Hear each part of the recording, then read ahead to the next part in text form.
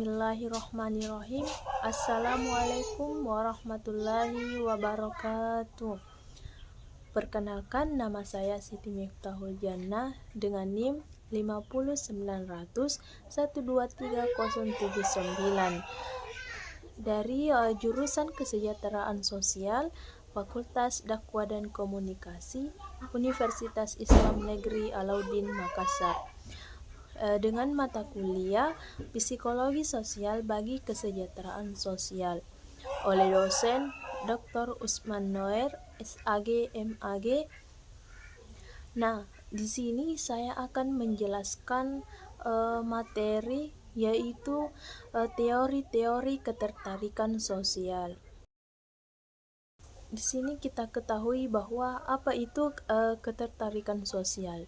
Nah, ketertarikan sosial adalah bagian penting dalam cara manusia berinteraksi dengan orang lain setiap hari. Manusia itu selalu berhubungan dengan orang di sekitarnya, seperti keluarga, teman, rekan kerja, atau masyarakat.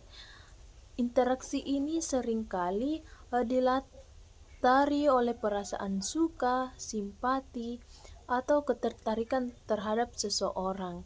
Ketertarikan sosial ini menjadi dasar untuk munculnya berbagai hubungan seperti pertemanan, kolaborasi, bahkan Adapun teori-teori dari ketertarikan sosial, yang pertama itu teori pertukaran sosial. Teori ini diajukan oleh Thibaut dan Kelley pada tahun 1959.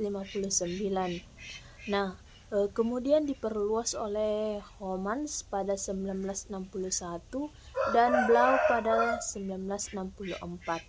Nah, teori ini mengatakan bahwa hubungan antara manusia dalam masyarakat itu adalah proses tukar-menukar antara individu dengan tujuan mendapatkan manfaat sebanyak-banyaknya dan mengurangi kerugian yang terjadi.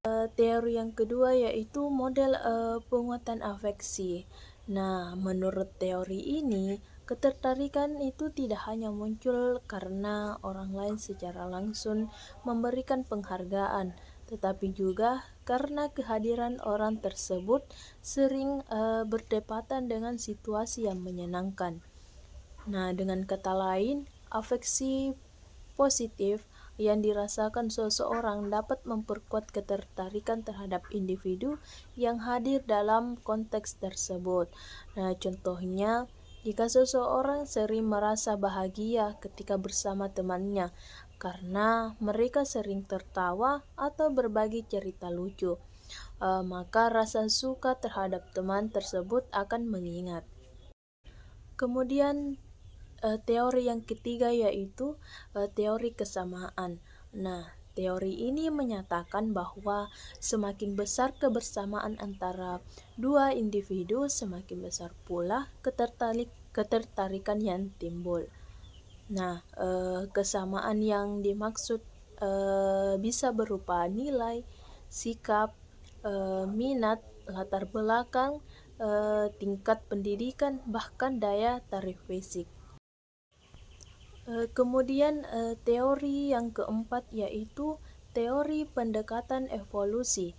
Nah, menurut teori ini, ketertarikan sosial terutama dalam konteks hubungan romantis yaitu merupakan hasil dari adaptasi evolusioner untuk memastikan keberlangsungan spesies manusia. Indikator ketertarikan seperti daya tarik fisik, kesehatan, simetri wajah, atau status sosial.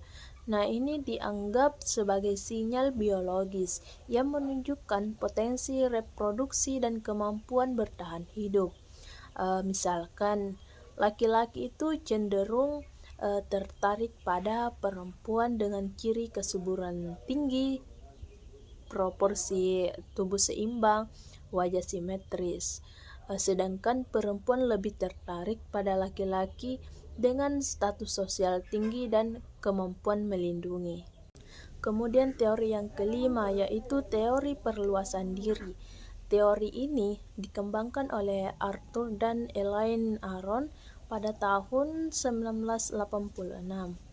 Inti dari teori ini adalah bahwa orang yang tertarik pada individu lain karena interaksi dengan orang tersebut, yaitu memungkinkan mereka memperluas diri.